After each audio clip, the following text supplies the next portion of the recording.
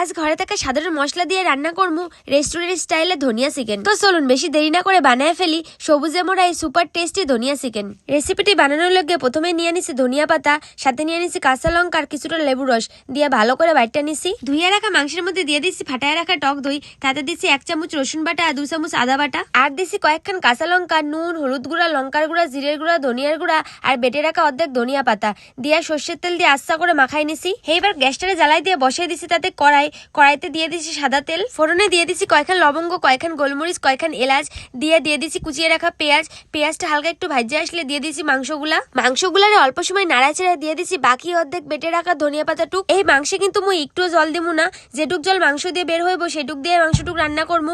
তো ভালো মতো করে মাংসটারে নাড়াচাড়া কিছুটা সময়ের জন্য ঢাকা রাখবো। ঢাকনাটা তুলে মাংসটুক সেদ্ধ হয়ে গেলেই দিয়ে দিতে হবে গরম মশলা দিয়ে ভালো মতো করে একটু নাড়াচাড়াই নিলে রেডি হয়ে যাবে মোর সবুজে মোড়া ধনিয়া চিকেন। এইবার ভাত, রুটি, পরোটা যার সাথেই খাইবেন তার সাথে কিন্তু একেবারে জমে যাইবে।